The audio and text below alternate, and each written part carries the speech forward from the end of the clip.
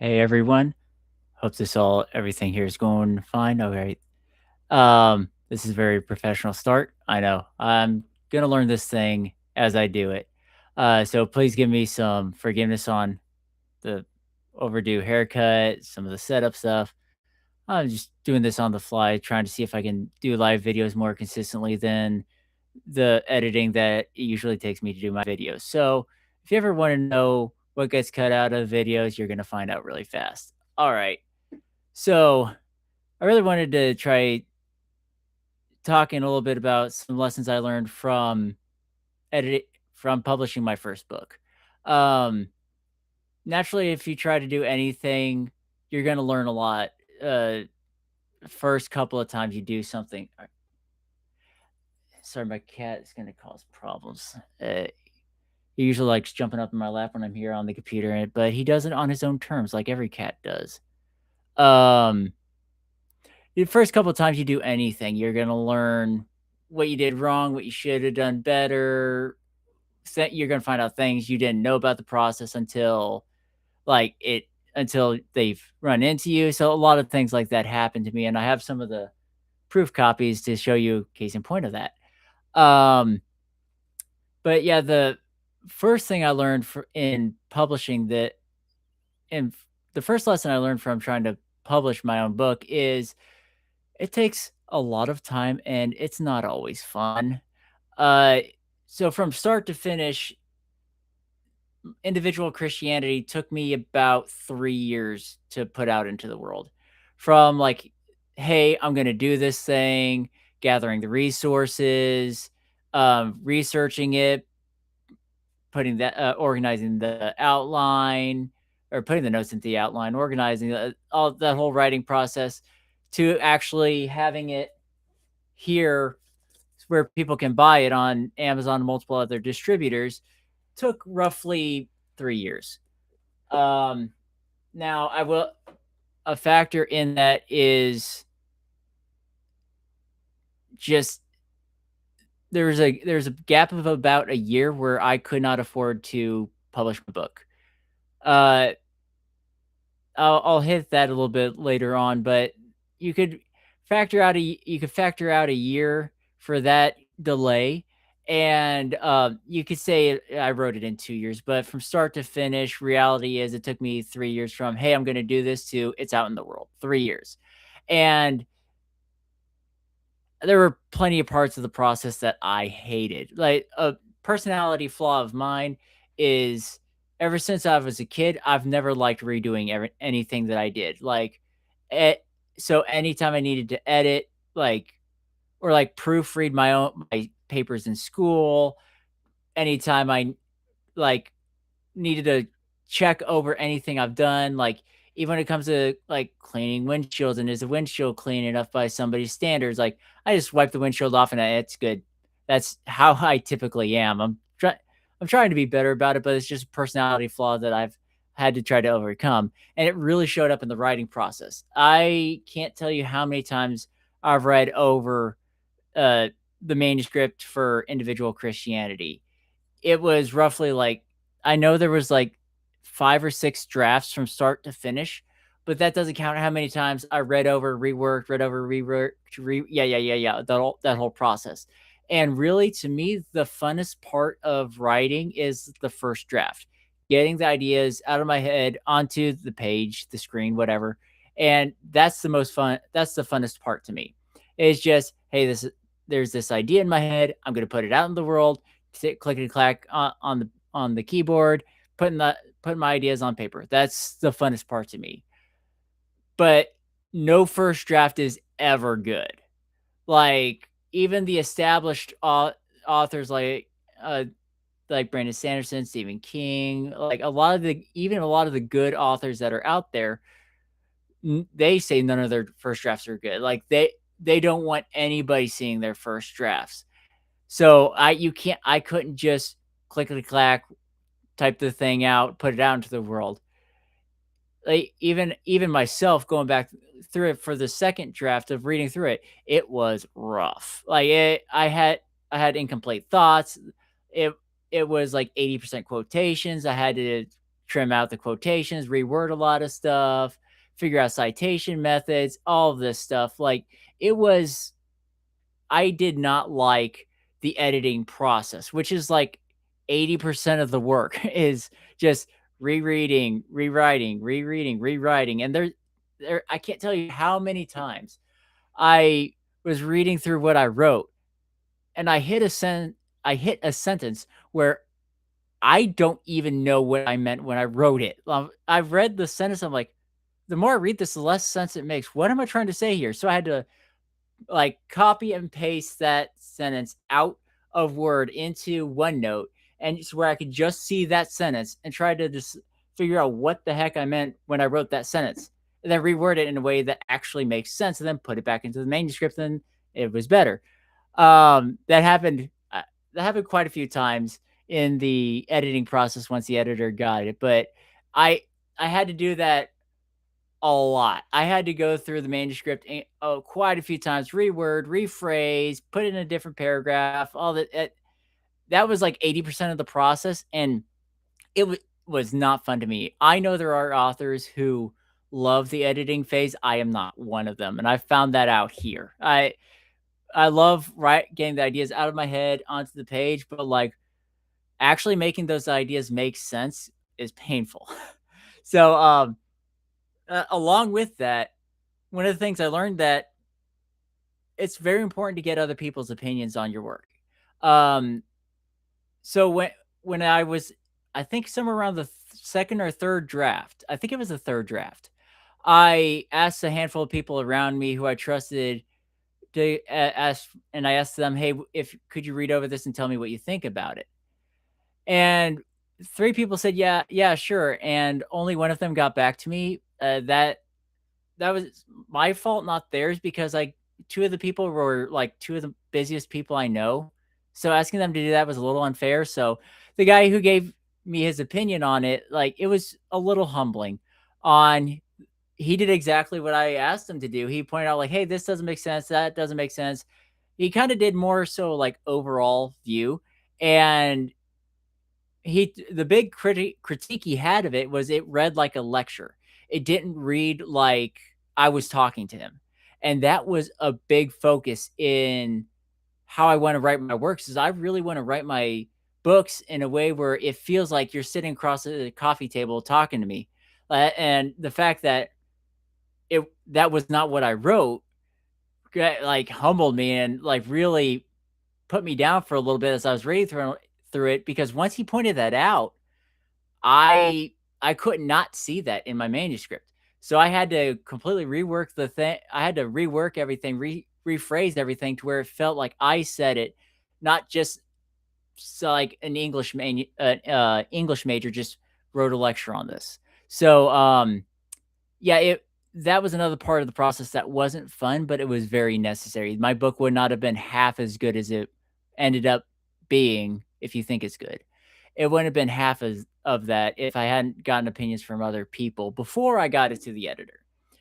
Oh, and by the way, Chad, the this is your copy right here. I just haven't sent it out to you. Sorry. I'll get that. I'll get around to that soon. The second lesson I learned too is the cover art isn't easy and it takes a lot of failed options to try to get one that actually works. I don't know how to use the screen sharing abilities here. Um I would show you some of the things that I worked on as the cover art for this book. Not all of them were bad. Like they just looked horrendous. Quite a few of them looked like um kind of looked like a homeschooler's science project board. Uh I put a lot of work into it. I can't tell you how had to spend like 16 to 20 hours on one of them going brick by brick to try to make a church building. I literally like made a what looks like a brick, put it like on like a church building that was just blank and copied that so many times to give the texture of brick on the building and then never used it. I did not keep that cover art. It was not worth keeping. It was not good. Um actually the trying to see if I can find it. View images. Uh, yeah. There was like one, two, three, four, five. So the final cover art that you see on my books here is like the sixth uh cover art option that I went with. There are a handful of them that I really liked, but my my treasure gave me the idea for this, and I just ran with it. As soon as she gave me that idea, I knew that was the one to go with. And so, yeah, I did the cover art on this book. I will not do that on the fiction books I work on because I can't draw.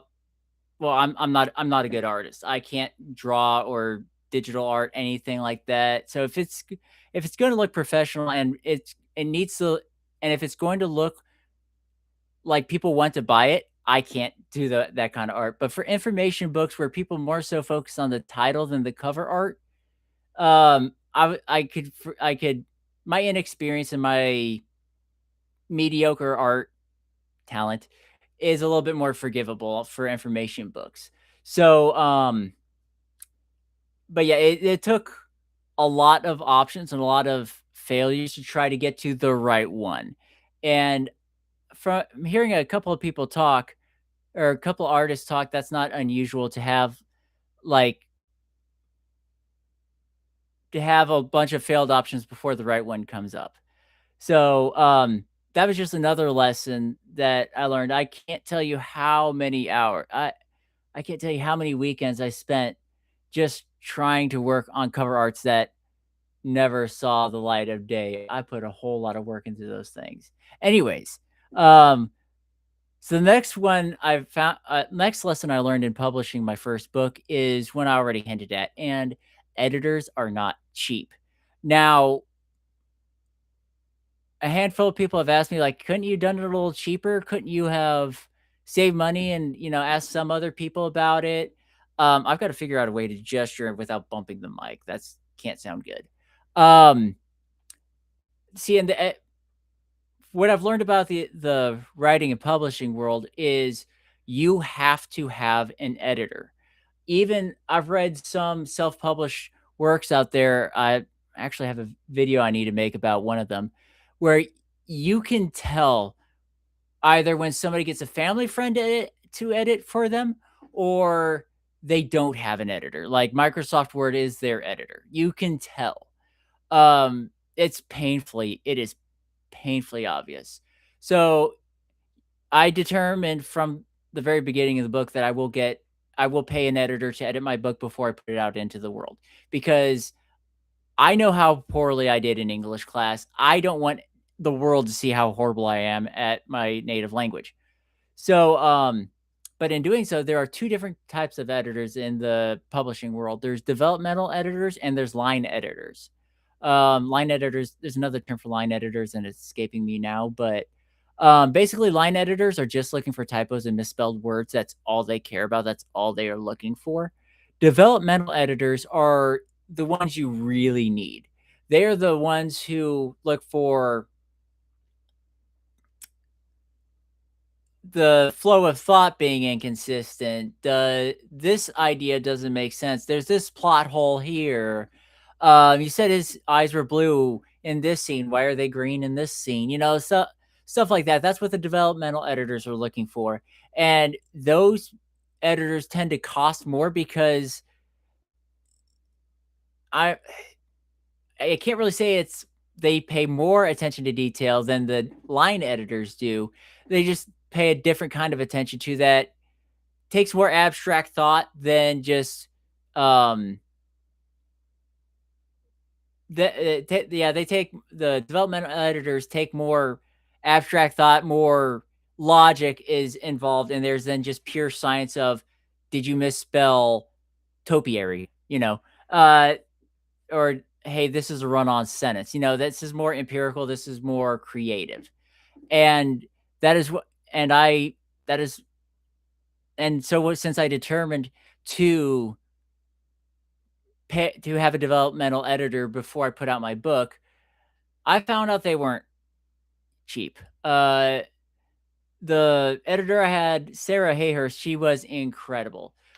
And she's the reason my if you think my book sounds intelligent, it's because of her. She made that manuscript lead. There was there was reading through her comments and her suggestions on my work. There was quite a few times where she highlighted a sentence and asked, "What did you mean here?" Or like, "I don't know what this sentence means." And as I read the sentence, I realized I don't know what it means. That's a problem. If both of us don't know what this sentence means, I need to fix something. And so every penny I paid her, I ended up actually paying her extra because it took her longer to get through my manuscript because of how bad it was, mechanically bad it was, along with some other logical things going on.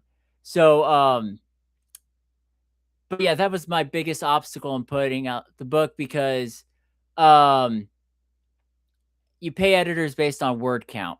And with my book being like 42,000 words long, it costs quite like over $1,000 to publish that book. And I living very much paycheck to paycheck, a little bit better than paycheck to paycheck, but pretty much that. And so asking for over $1,000 before I could put my book out was quite a heavy pill to swallow. Everything else, like, was financially easier for me to manage, but that developmental editor just hurt to pay for, but it's worth paying her was worth the cost. And if anybody out there is a Christian living author or is it just a Christian author, I highly suggest her work. I need to get her website and put it in the video somehow, description, something. But yeah, Sarah Hayhurst did a really good job. And she actually lives like 40 minutes from where I grew up down in Georgia. That was a pretty fun thing to find out. Anyways, the next lesson that I learned was actually kind of funny. So, proof copies are very important. I found this out because, like, Amazon, you have to have your books on Amazon. Um, but there's a lot of political, I would say moral reasons I do not want to rely on Amazon. Largely because Amazon has been known to eliminate people's accounts. Like people's accounts just disappear into thin air and Amazon will do nothing to help you. All those reviews, all of your earnings, all of your readers gone because sorry. So, but at the same time, they are the biggest book market in the world. You don't have the option of not using Amazon. So, they were the first ones I went through because they were kind of the easiest to work with in some ways. And so I got the paperback here to look through. And I went through and looked through, like, hey, what looks wrong here? What uh, did I get? I'm looking here, looking for formatting mistakes, for any kind of like set typos that me and the editor missed, and they happen. So I just wanted to check to make sure the books turn out good. Um, this is actually my treasurer's copy. I think she claimed, yeah, this is one she read through and claimed, and she found a typo as well. Go figure. Page like 20. I used the wrong who's in the work, and both me and my editor missed that, and I was thoroughly embarrassed. I had to go change that. So that's partially why you get proof copies. Now I found out when I got the hardback, and I love how I formatted and made the hardback. This is the one where I actually made my own marks and scribbles in here for like social media stuff, possible social media stuff. Try getting it in frame better, and just yeah, I since the I believe it's called the royal size of books is much larger than the A4, A5, whatever paperback is. Since it's bigger, I wanted to make the font larger. Just because bigger book, I want to size the font up a bit so it feels like it fits better. And I love how the hardback of this turned out. It's incredible. I love the formatting, so easy to read. I love it. And so I went through Lulu distributor. That's these here. That's where you see the hardback and the paperback are like the same size. I don't like that. I think my wife likes this one. This is actually her hardback. She kind of claimed the proof copy. But yeah, I did the same thing here. Look through, make sure there wasn't any formatting errors. Like, was there something I missed? And these turned out well.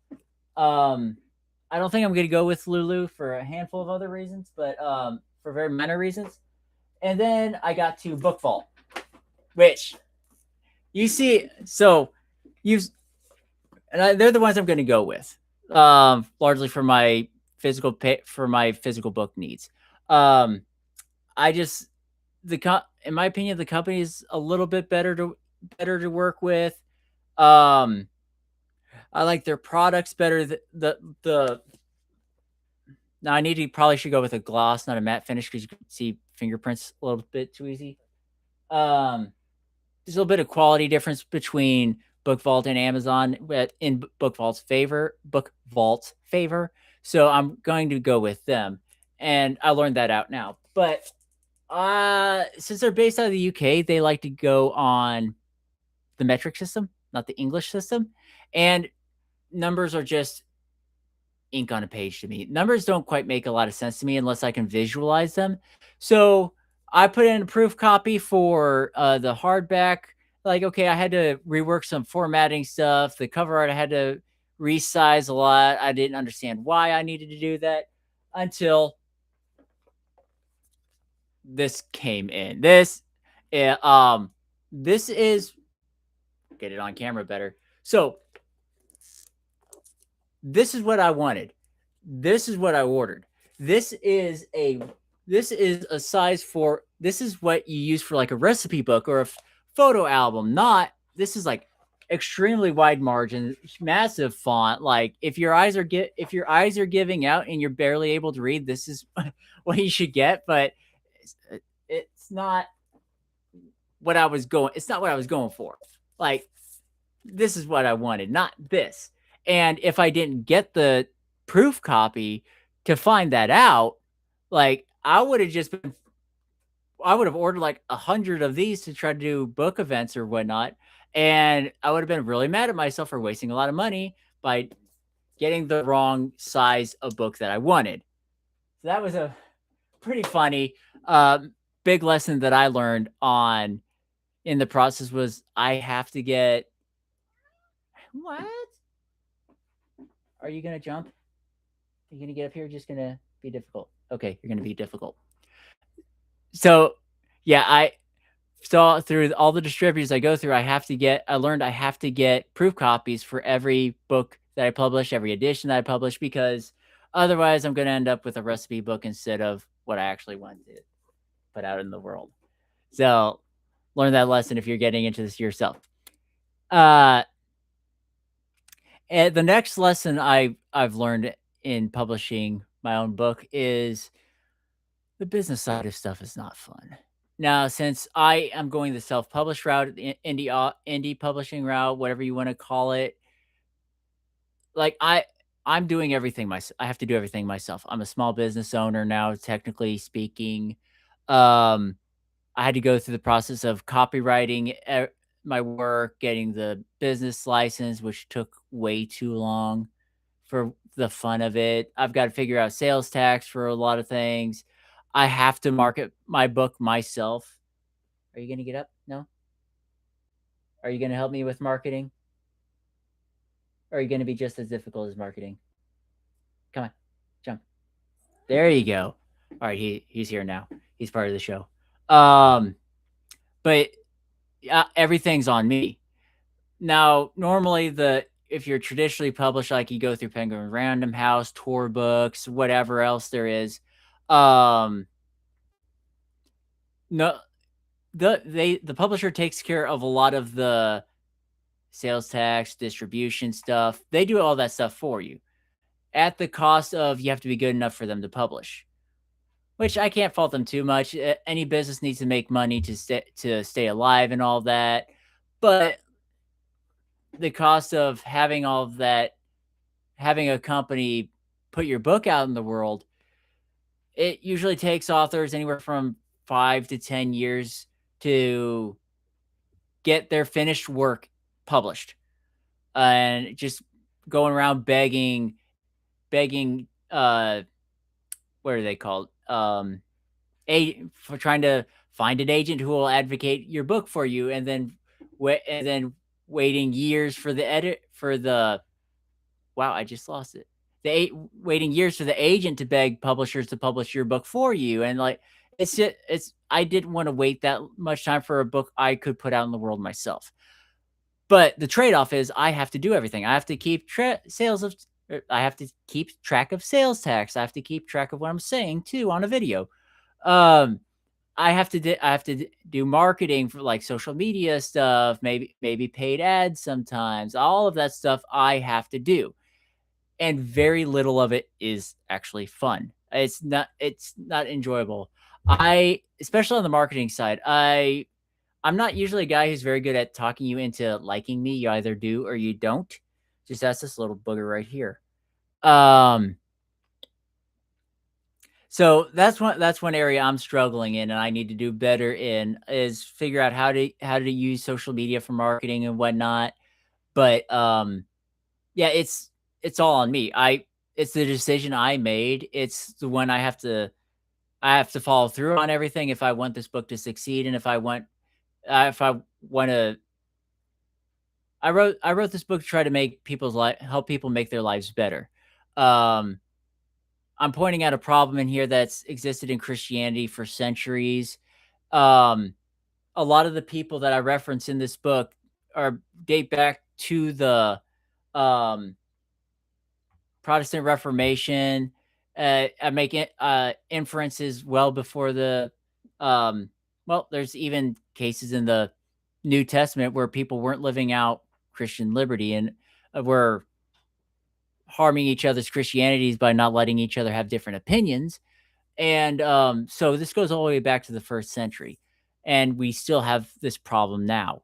So I wrote this book to try to help people fix that problem in their lives, or help show people, hey, you are allowed to think for yourself. You don't have to just blindly follow what your pastor, priest, whatever you call your religious leader. You don't have to just blindly follow what they say. You can develop your own Christianity, your own standards, your own behaviors for yourself. We still need pastors, preachers, teachers, and all of those people in our lives, but you're not supposed to just blindly follow what they say. You're supposed to learn from the Lord and study His word for yourself to determine in your own mind what you believe. And so that's why I wrote this book. But people can't benefit from that information if they don't know that the book exists, and they don't know that they want to read the book. So I have to be better at marketing, at putting the book out there, making more people aware of it, so that the people who are looking for that information can easily find it and get it and make their lives better by having it. So I've got to be better at it. And but it's just part of the business side that's just not fun. Even the part of getting my book into bookstores around me, I have to track down all the bookstores. I have to go to them in person. Call uh one one bookstore chain around here. I have to actually call a number to go through verification stuff and all that, and then I could possibly get it in their stores.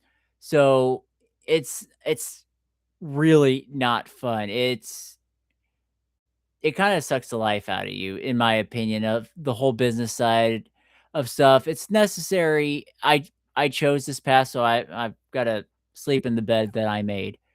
But it's just something else I learned about this process, that it's necessary, I need to do it, but it's not fun, and it's not enjoyable at all to me. And, the last thing is I've realized I'm gonna have some struggles in the future with this book, or with publishing. Most recent one is getting my audiobook out in the world.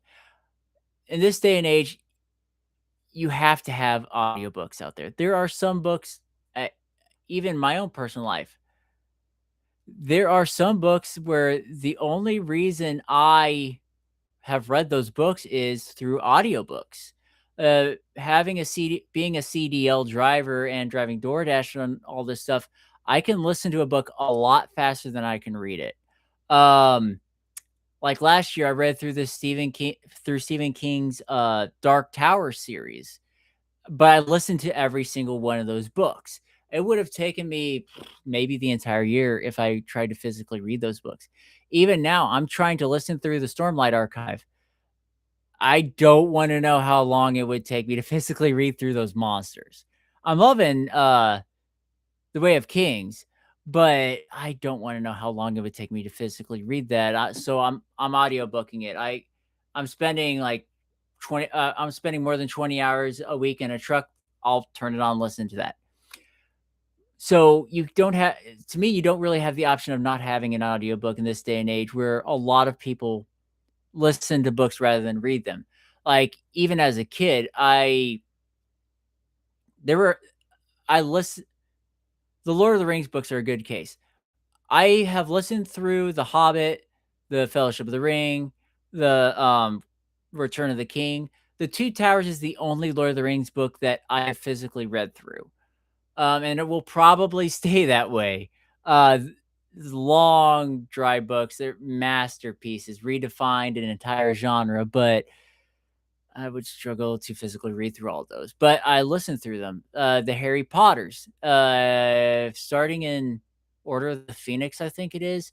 I listened through all those books, and I know my dad personally he listens through more books than he reads. He will try to read here and there, but he's more of a he'll listen to audiobooks all day long, but he's not as fast of a reader. And I've run into handful of people, even in my church, that are somewhat like that. One guy in my church told me he cannot sit down and read a book to save his life, but he'll listen to any audiobook you give him. So it's all those examples. Like I determined to have a audiobook for individual Christianity, and I determined that I would record the audiobook myself because for those of you who have read my book, you know there's a level of sarcasm, snark, off the wall comments that if I handed this work over to another narrator, they might not know how to give the inflection that I intend with the sarcasm. Whereas I wrote the book, I know the right amount of snark to put to it. So that's why I have this microphone, this arm here, everything. This apparatus you see me using here is for the audiobook. Now, that was a whole learning process in itself. Excuse me. With getting Audacity to work, figuring out how to get the mic to work with Audacity, the editing process, learning the EQ filters, all this stuff. Uh, but where I'm running into the struggle now with the audiobook is I've finished it. I have the MP3 file to put out into the world. I just need to figure out how to do it to get it into Libro FM, Audible, all these other Libby, all these other platforms. I've got to figure out the right software or people or website distributor, whatever, to go through to make that happen. And that's the most recent, the closest struggle I know I'm going to have. Another struggle I'm going to run into is learning to do in-person events. A lot of the authors around me that I've read their works from and know them the only reason I would have found out about them is through in-person events. Now, Vanessa Kramer, my treasure found on social media, and then that's how we got connected to her books. But Isley Rose, oh,